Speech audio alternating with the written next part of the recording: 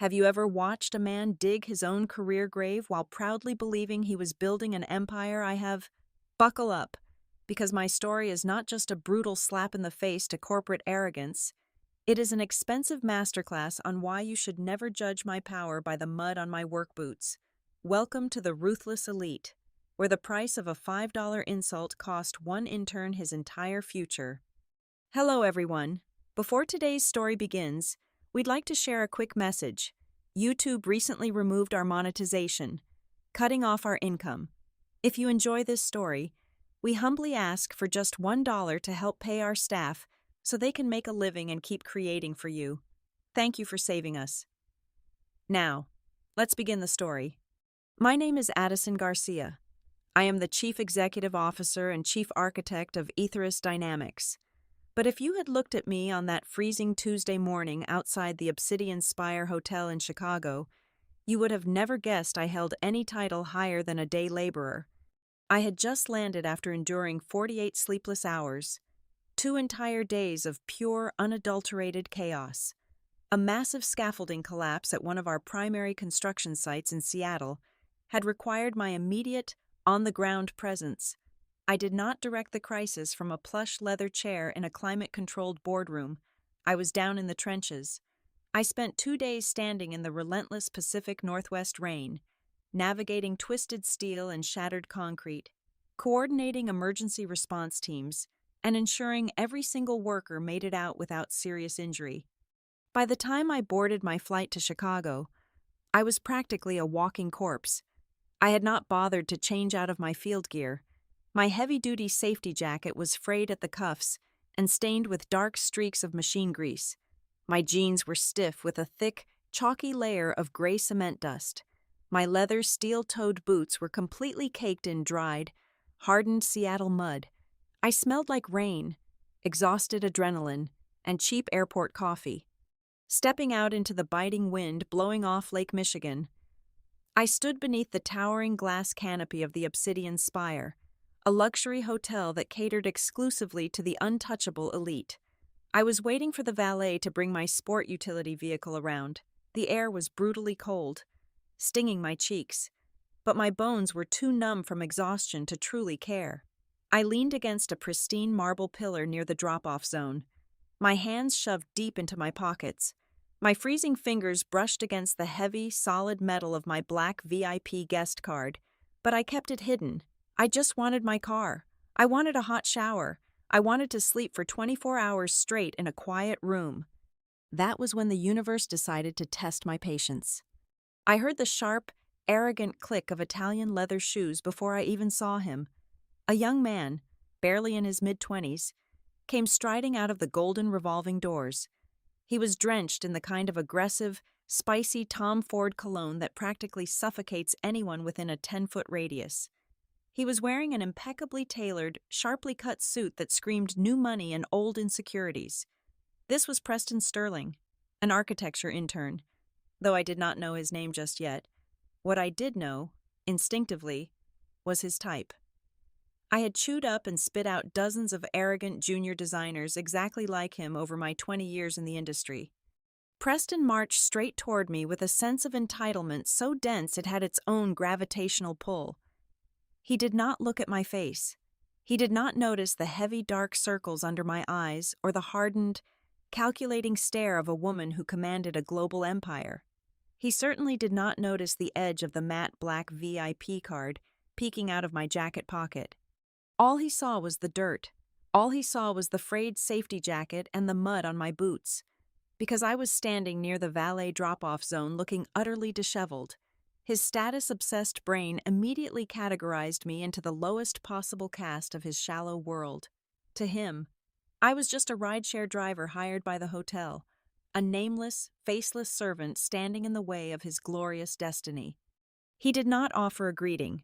He did not even offer a basic nod of human acknowledgement. Without a single word of warning, he aggressively shoved a heavy, custom-made aluminum suitcase directly into my chest. The metal edge dug painfully into my collarbone. It was a carrying case for a high-end architectural model, the kind used for major project pitches. I caught it purely on reflex. the sudden weight forcing me to take a half step back, my boots scraping against the pavement. "Open the trunk, driver," Preston snapped, his voice dripping with absolute disdain. He adjusted his silk tie and looked down his nose at me. "Careful.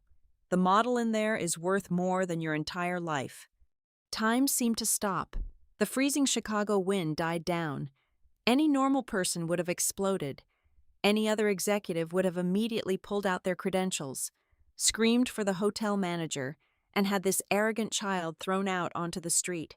I could have ended his career right then and there with a single phone call to his superiors. But I did not. Instead of rage, something else woke up inside me. The bone-deep exhaustion from the past 48 hours instantly evaporated, replaced by a razor-sharp, icy clarity.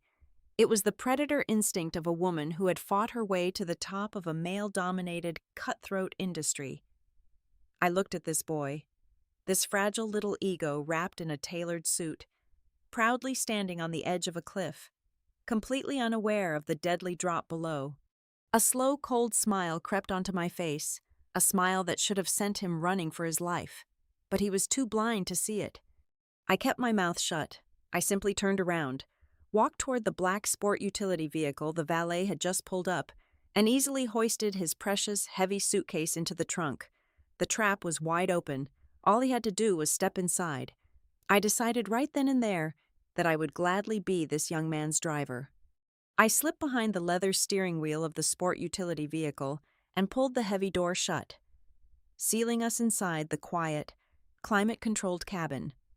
As my right hand reached up to adjust the rear-view mirror, my thumb naturally brushed against a tiny, perfectly concealed groove along the plastic casing. With a barely perceptible click, a microscopic blue light flashed once and immediately vanished.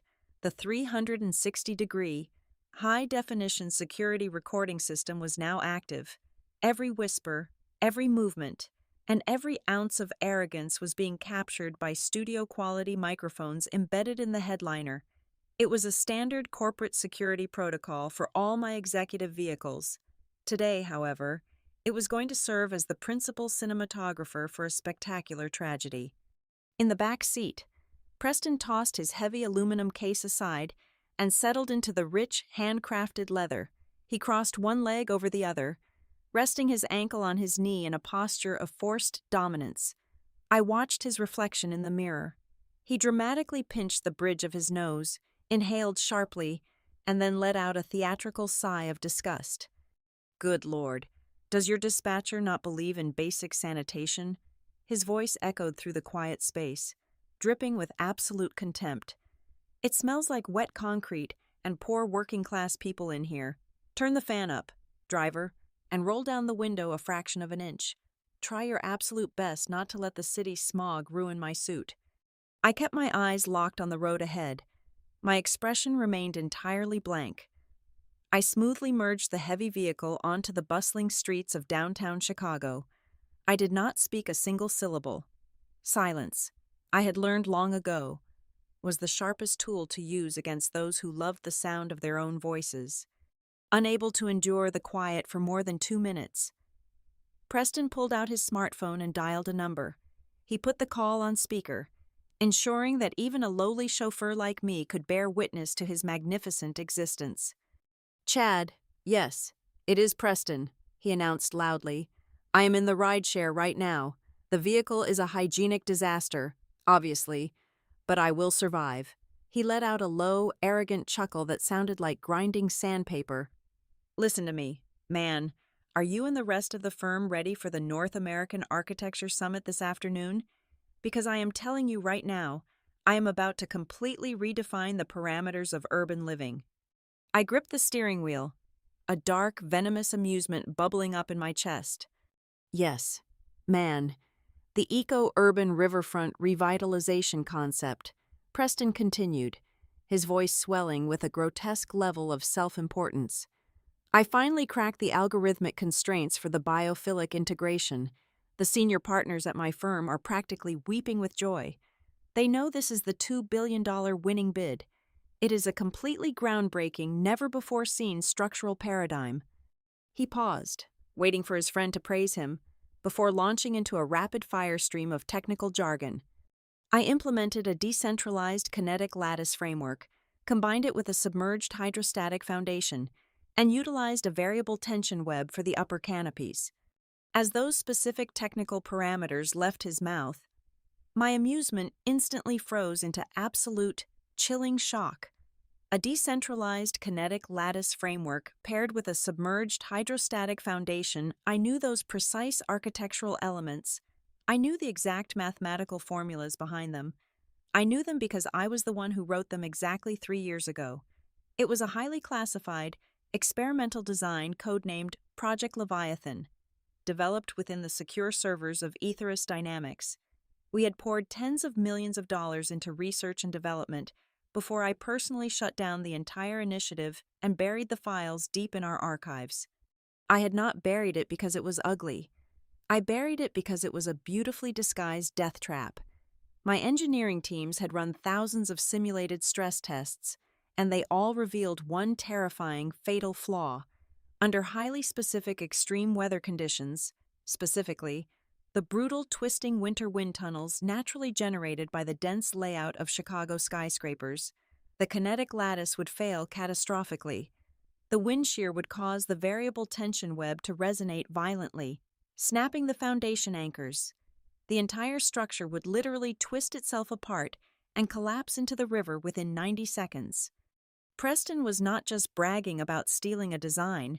He was enthusiastically taking credit for a blueprint that would result in a massive loss of human life. The irony was so profound it almost suffocated me.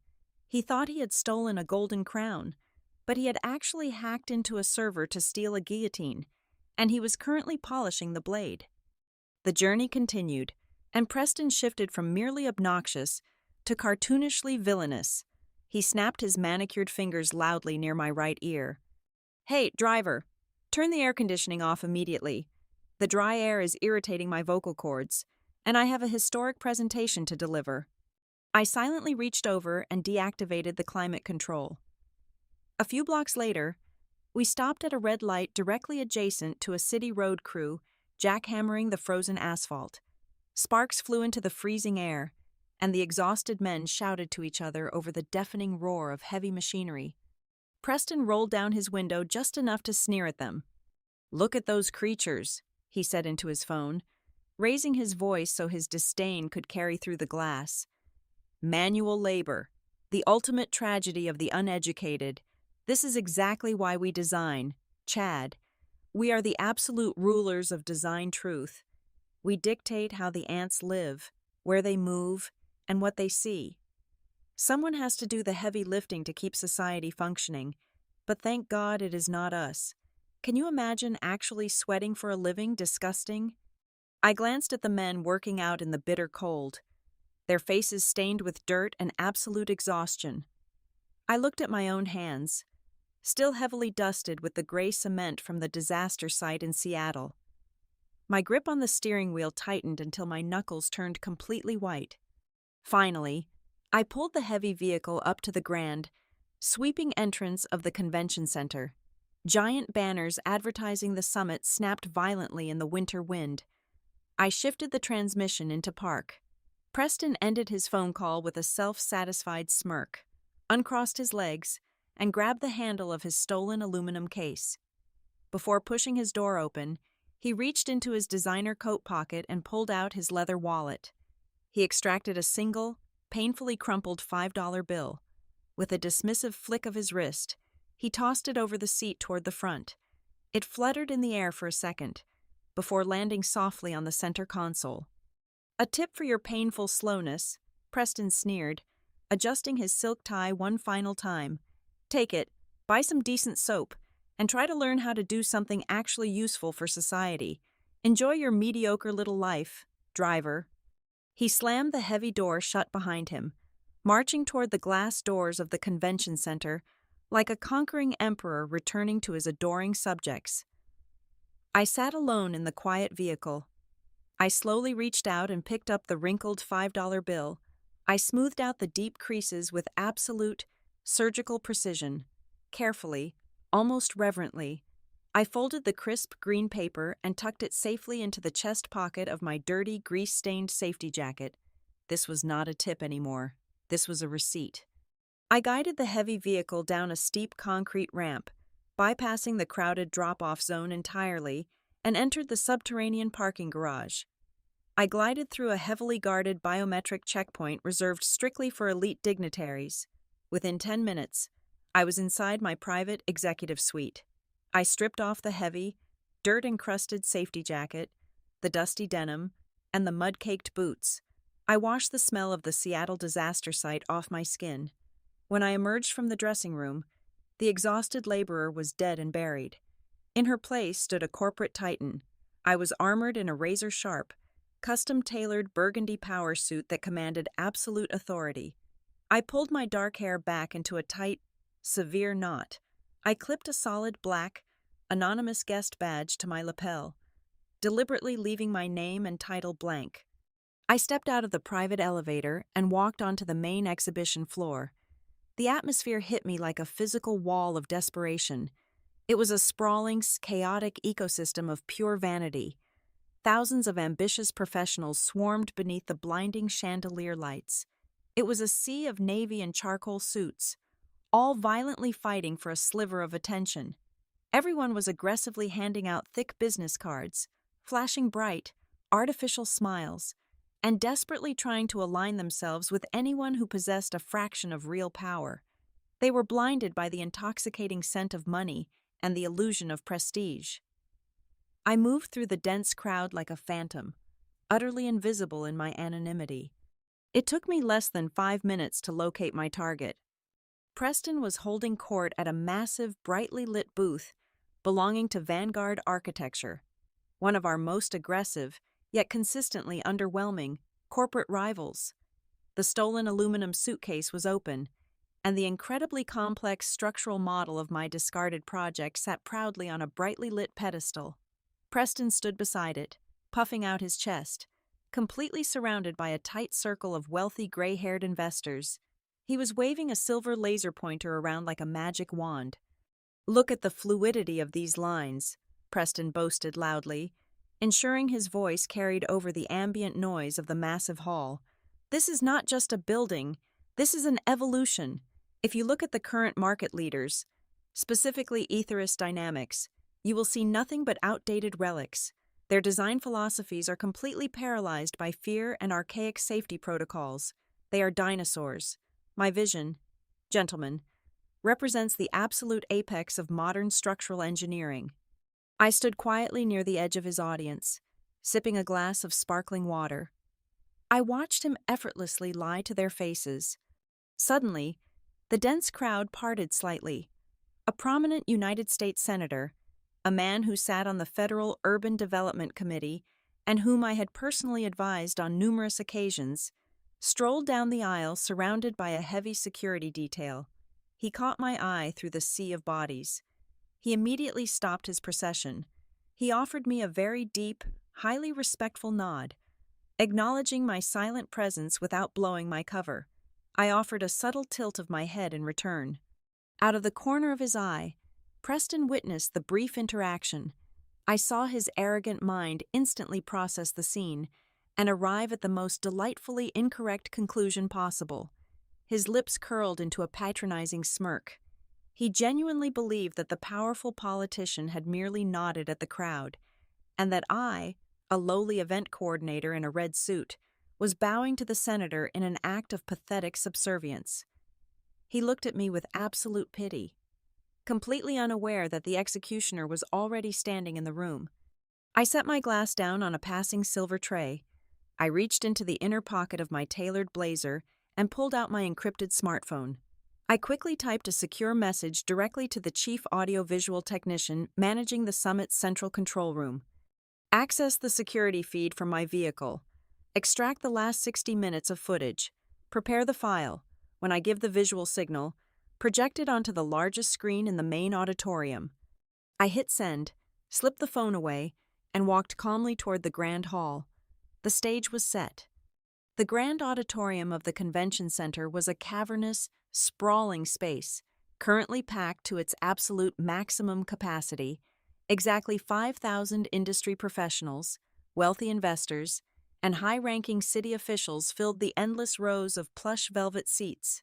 Their collective murmurs created a low, electric hum that vibrated intensely through the solid floorboards. The stakes in this room were astronomically high. This was not a standard corporate exhibition or a friendly showcase of future ideas. This was the final, high-pressure live bidding phase to secure the exclusive master contract for the Chicago Riverfront Redevelopment Initiative. It was a massive urban overhaul carrying a staggering budget of $2 billion. The air inside the hall was thick with suffocating tension, palpable greed, and raw, unfiltered ambition. Up on the brilliantly illuminated main stage, the managing director of Vanguard Architecture was currently gripping the podium microphone, projecting an aura of total, manufactured confidence. Behind him, a colossal light-emitting diode screen displayed the intricate, rotating three-dimensional renderings of the stolen eco-urban concept. The complex web of kinetic lattices and submerged foundations looked undeniably spectacular under the theatrical stage lighting. The shimmering blue lines representing the hydrostatic anchors and the vibrant green highlights of the biophilic canopies rotated majestically, casting a hypnotic glow over the massive audience. The director spoke passionately about redefining the city skyline for the next 100 years, completely ignorant of the fact that he was presenting a weapon of mass destruction. And seated squarely in the center of the very first row, directly bathed in the overflow of the bright stage lights, was Preston. He sat with his long legs crossed, leaning back in his premium seat, with a sickeningly smug grin plastered across his face. He looked like a young, arrogant prince impatiently waiting for his inevitable coronation. His eyes darted excitedly around the room, soaking in the collective awe of the massive audience. He was desperately hungering for the moment his director would call him up to the stage, hand him the microphone, and officially crown him as the undisputed architectural prodigy of the new decade. He even leaned over to whisper something into the ear of the colleague sitting next to him, pointing a manicured finger at the screen with absolute, unearned pride. A panel of 5 highly esteemed judges sat at a long, polished mahogany table just below the stage lip. They were completely oblivious to the radioactive toxicity of the blueprints currently being displayed. I watched intently as they leaned in close to their individual monitors, whispering to one another in hushed, deeply reverent tones. When the Vanguard director briefly paused to ask for preliminary feedback, the head of the jury, a notoriously strict prominent city planner, leaned heavily into his microphone. "This is nothing short of revolutionary," the head judge declared, his deep voice booming through the colossal line array speakers suspended from the ceiling. "The structural complexity here is truly breathtaking. You have somehow managed to combine profound aesthetic brilliance with unprecedented environmental adaptability. It is a genuine masterpiece." The applause from the crowd was sudden and deafening. Down in the front row, Preston actually reached up and brushed a non-existent speck of dust from his tailored shoulder, violently basking in the stolen glory. His ego was expanding rapidly, filling the room like a noxious gas. I observed this entire spectacular farce from the pitch-black shadows of the stage wings. The heavy, dark velvet curtains shielded me entirely from the view of the 5,000 people.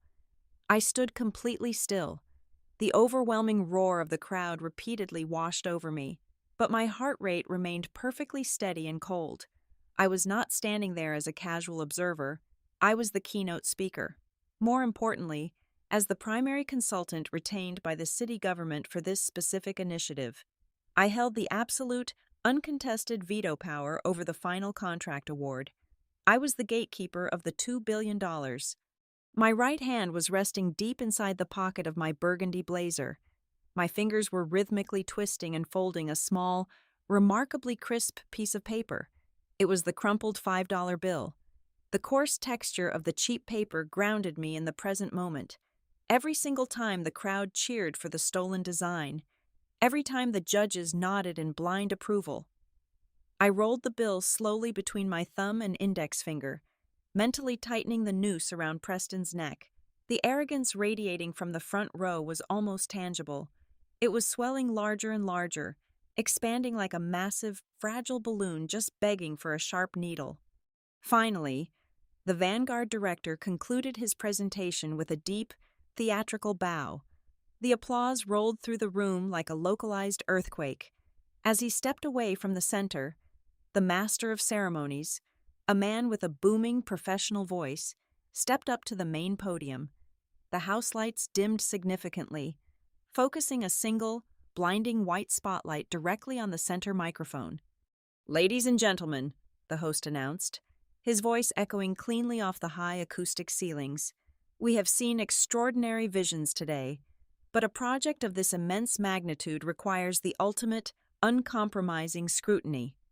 The crowd fell utterly silent. The tension was sharp enough to draw blood. Preston sat up completely straight, practically vibrating with anticipation. "And now, please welcome the person who will deliver the final verdict. A living legend of urban architecture, the Chief Executive Officer of Ethos Dynamics, Ms. Addison Garcia." I stepped out of the heavy velvet shadows and walked slowly into the blinding white circle of the center spotlight. The instant my custom burgundy leather heels struck the polished hardwood floor of the stage, the massive auditorium erupted. 5,000 people rose to their feet, delivering a deafening, thunderous ovation that shook the structural foundation of the building. The sound was a tidal wave of pure industry reverence, crashing over me, but I tuned it all out. My expression remained entirely impassive, a mask of cold, calculated authority. I walked deliberately to the center podium, resting both hands lightly on the polished wooden edges. As the applause gradually subsided and the thousands of attendees took their seats, my eyes scanned the front row. It took exactly 2 seconds for my gaze to lock onto my target. Preston was sitting exactly where I had left him, but the arrogant prince from 5 minutes ago was gone. The moment he looked up and registered my face, the moment his brain connected the disheveled, mud-covered driver from the freezing morning to the flawlessly tailored chief executive officer standing before him commanding an empire, his universe completely shattered. I watched the transformation happen in slow motion. The smug, self-satisfied smile completely froze, then fractured, and finally fell away. His jaw literally dropped open, entirely devoid of sound. Every single drop of blood instantly drained from his face, leaving his skin an unnatural, sickly shade of translucent white. He looked physically ill, his shoulders hunched forward, his spine curving as he instinctively tried to sink lower into his premium velvet seat, as if he could somehow melt into the floorboards and escape the lethal crosshairs of my gaze. I held eye contact with him for 3 painfully long seconds. I let him feel the absolute weight of his impending doom. Then, I leaned into the microphone. "Thank you all for being here this afternoon." My voice resonated smoothly through the massive hall, calm and completely controlled. "We are gathered today to discuss the future of our great city, but before we can build the future, we must examine the foundation upon which we stand. True architectural greatness is not born from mere ambition. It is forged in the fires of originality, strict integrity, and the uncompromising, sacred ethics of our profession." I paused, letting the heavy words hang in the silent air. I let my eyes drift slowly back down to the front row, dropping a razor-sharp glance directly onto Preston. He flinched visibly. I could see the frantic, rapid rise and fall of his chest under his tailored suit. A heavy bead of sweat materialized at his hairline and rolled slowly down his pale temple. The psychological torture was exquisite. "When we abandon our ethical compass," I continued, my voice taking on a darker, warning tone, "we do not just risk our careers, we risk the very lives of the people who trust us to shelter them. We must never accept illusions disguised as innovation." I let him suffer in the suffocating terror for a few more moments before abruptly shifting my tone. I offered the audience a warm, entirely fabricated smile. "However," I said, gesturing broadly toward the massive display screen behind me, which still proudly showed Vanguard Architecture's stolen rendering, I must commend the team that just presented. The conceptual framework we saw today is undeniably striking. The implementation of the kinetic lattice, the bold approach to the biophilic integration. It certainly represents a highly unique, ambitious vision. It is the kind of aggressive design thinking that pushes our boundaries. I watched Preston closely. The psychological whiplash hit him immediately. He blinked rapidly, entirely confused. Then, a massive, shuddering exhale escaped his lips. His tense shoulders finally dropped. The arrogant light began to slowly flicker back into his eyes. He actually believed he was safe. His monumental ego convinced him that I was simply too stupid to recognize my own blueprints, or perhaps that my exhaustion this morning had blinded me. He thought I was just a rich, disconnected executive who had unknowingly acted as his personal chauffeur. He believed he had successfully stolen the crown and gotten away with it completely. I let him hold on to that pathetic, fragile hope for exactly 10 seconds. Then, I reached into the breast pocket of my tailored blazer. I slowly withdrew my right hand and held it up high, directly into the glaring beam of the main spotlight. Pinched between my thumb and index finger was a single, crumpled green piece of paper.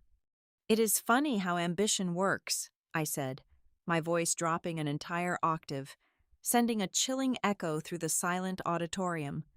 Just this morning, a self-proclaimed architectural genius paid me exactly $5 to act as his personal driver. He handed me this very bill and instructed me to learn how to do something useful for society. A wave of confused, hushed murmurs rippled through the sea of 5,000 people. The Vanguard director on the side of the stage frowned deeply. Down in the front row, Preston froze again, the blood rushing back out of his face even faster than before. And while he was busy dictating the laws of the universe from the back seat of my vehicle, I stated, my eyes locking onto Preston with the cold, dead focus of an apex predator. He conveniently left a priceless secret in my car. I raised my left hand and snapped my fingers sharply. The sound cracked like a gunshot through the microphone. Instantly, every single light in the massive auditorium went completely black. A split second later, the colossal 50-inch light-emitting diode screen towering behind me flared to life. The colossal 50-inch screen behind me did not simply turn on, it exploded into blinding, high-definition reality. The crisp, 360-degree footage extracted from my vehicle's internal security camera filled the entire visual field of the massive auditorium. The convention center's premium audio system, finely tuned for a booming keynote speech, blasted the recording at maximum volume. Every single person in the room was suddenly staring at the pristine leather interior of my sport utility vehicle. And right there, lounging in the back seat with his ankle resting arrogantly on his knee, was the undeniable, larger-than-life image of Preston Sterling. Good Lord, does your dispatcher not believe in basic sanitation? The recorded voice of Preston echoed forcefully through the grand hall, perfectly matching the young man currently shrinking into his velvet seat in the front row. It smells like wet concrete, and poor working-class people in here. A collective gasp rippled violently through the front rows of the audience. The Vanguard architecture director, standing just a few feet away from me on the stage, stumbled backward as if he had been physically struck by an invisible fist. The video played on, completely merciless and crystal clear. The security camera perfectly captured his cruel, patronizing smirk as he rolled down the window to mock the freezing road crew working on the asphalt outside. Look at those creatures. Manual labor. The ultimate tragedy of the uneducated. This is exactly why we design. Chad, we dictate how the ants live. Absolute disgust radiated through the 5,000 attendees. The stunned silence of the auditorium was rapidly replaced by angry mutters and furious glares directed fiercely at the front row. But I was not even close to being finished. The most damning piece of evidence was yet to come. I had edited the footage perfectly. The video jumped slightly, skipping the mundane silence of the drive, and cut straight to his arrogant, joyous confession to his friend over the phone. I finally cracked the algorithmic constraints, the digital Preston boasted loudly. a sickening look of pride washing over his recorded face. Honestly, I just bypassed the legacy firewall on an old Ethos Dynamics server last month. They had this dead file. Project Leviathan. Some archaic team gave up on it. I just slapped my name on the kinetic lattice framework and called it a day. The senior partners are totally clueless. They are eating it up. The entire convention center immediately descended into absolute chaotic uproar.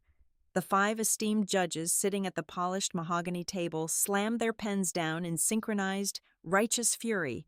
The Vanguard director covered his face with both hands, his own lucrative career dissolving into ash before his very eyes. Down in the front row, Preston scrambled frantically to his feet. His tailored suit was wrinkled, his perfectly styled hair falling wildly across his sweating forehead. He wildly waved his arms at the judges and the furious crowd, looking like a drowning man thrashing in a violent ocean.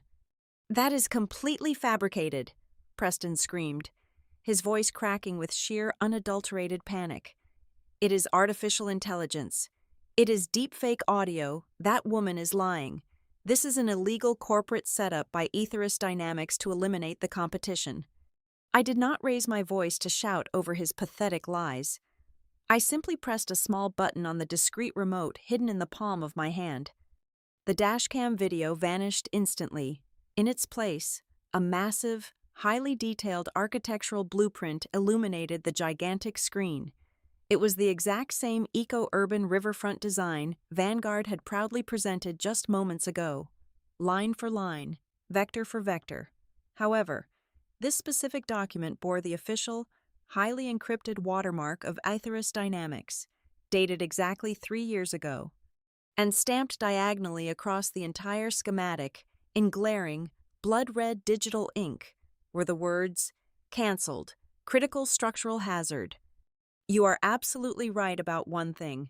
Preston," I spoke into the microphone, my calm, steady voice cutting through the chaotic noise of the room like a heavy steel blade. "I am the Chief Executive Officer of Ethos Dynamics, and that is exactly why I know for a fact that you hacked our decommissioned servers. But your arrogance and your ignorance are far more dangerous than your amateur thievery, because when you stole my blueprints, you did not bother to read the accompanying engineering reports." I pressed the remote a second time. A complex, state-of-the-art physics simulation replaced the blueprint on the screen. The angry crowd fell back into terrified silence as a digital rendering of the riverfront project was subjected to simulated environmental stress. "This design utilizes a decentralized kinetic lattice," I explained, stepping away from the podium and pacing slowly across the stage, forcing everyone to look at the screen. "It is a beautiful, ambitious concept, but Chicago is not a controlled vacuum. It is the Windy City.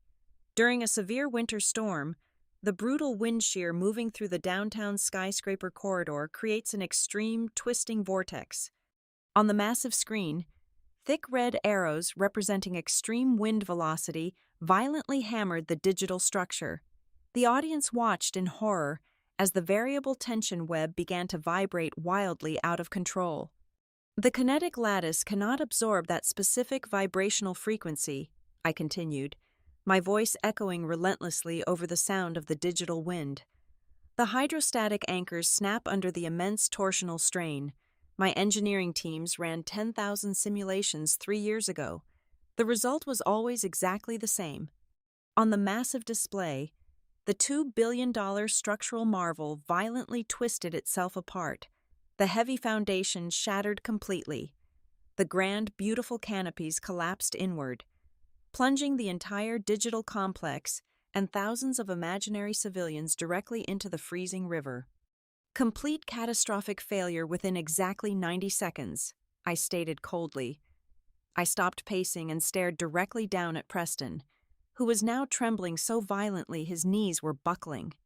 "If the city council had actually built your stolen design, the very first major winter blizzard would have turned this architectural wonder into a watery mass grave. You did not just steal a project to inflate your pathetic ego, you nearly became a mass murderer." The revelation hit the massive room with the concussive force of a bomb. The angry mutters evolved into genuine, visceral horror. the head judge grabbed his microphone, his face purple with absolute rage, but he could not even find the words to express his profound outrage. Preston completely snapped.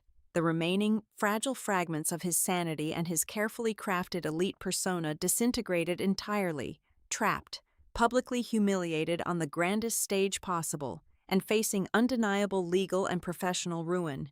He reverted to the only defense mechanism his shallow mind had left: raw, unfiltered vitriol.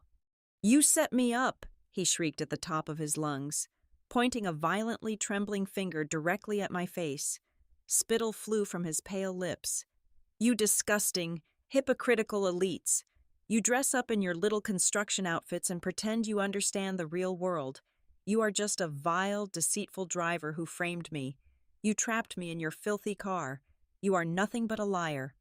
His discriminatory, classist rage echoed loudly across the heads of 5,000 deeply disgusted industry professionals. He was digging his grave so deep, he was bound to hit the molten core of the earth.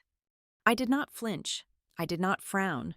I stood perfectly still, letting his unhinged, desperate screams wash over me like a gentle breeze. A slow, chilling smile spread across my face. It was the exact same smile I had given him outside the freezing hotel that morning. I leaned intimately close to the podium microphone. My voice dropped to a terrifyingly calm, absolute zero whisper that somehow filled every single corner of the massive, echoing space. "Security," I commanded softly. "Please escort this passenger out. His ride ends here." Before Preston could even draw another panicked breath to scream, 4 massive, broad-shouldered convention center security guards descended rapidly upon the front row. They did not gently guide him. They grabbed him aggressively by the arms of his incredibly expensive suit, lifting his Italian leather shoes entirely off the floorboards. Preston kicked and thrashed wildly in the air. "Let me go. I am a visionary. I am the absolute future of design. You cannot do this to me." His pathetic, weeping cries were instantly drowned out. The 5,000 attendees rose to their feet for the second time today. But this was not polite industry applause. It was a deafening roar of absolute merciless mockery, thunderous clapping, savage cheers, and sharp, piercing whistles chased Preston all the way up the central carpeted aisle. The disgraced, weeping intern was dragged out of the heavy double doors, his entire future permanently erased from existence in real time. The Vanguard director quietly slipped off the side of the stage, looking for a dark, quiet place to draft his immediate resignation letter. I turned away from the cheering crowd and walked deliberately toward the center of the stage, where Vanguard's incredibly expensive, highly detailed physical model of the stolen project sat proudly under a brilliant spotlight. I stood over the intricate plastic and aluminum structure for a brief, silent moment. Without a single word, I raised my right arm and brought it down in a hard, violent sweeping motion. My hand struck the side of the heavy model. The base tipped over the edge of the tall pedestal. It crashed down onto the hardwood floor with a sharp, incredibly satisfying shattering noise. Thousands of tiny plastic beams, intricate glass canopies, and miniature artificial trees exploded outward, scattering across the stage like broken glass. The false, arrogant empire was officially dead.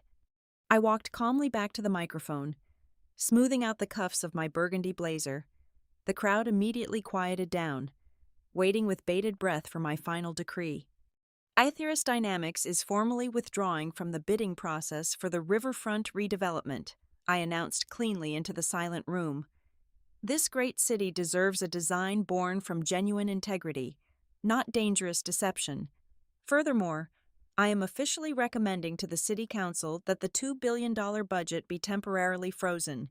Instead of pouring those massive funds into another rushed vanity project, we will be redirecting a massive portion of our own corporate profits.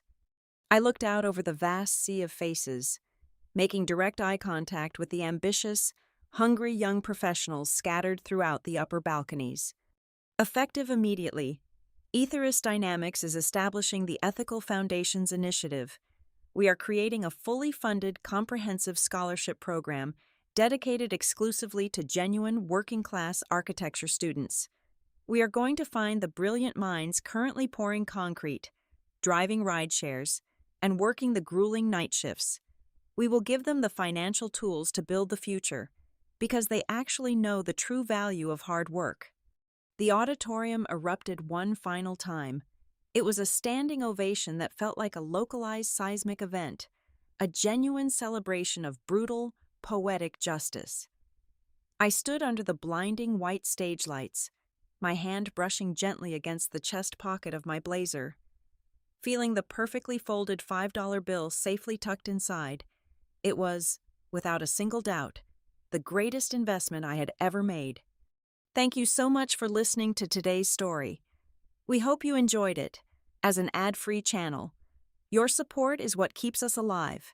Please support Boss Revenge Stories with just $1 via the QR code on the screen, or click the link in the description box or pinned comment.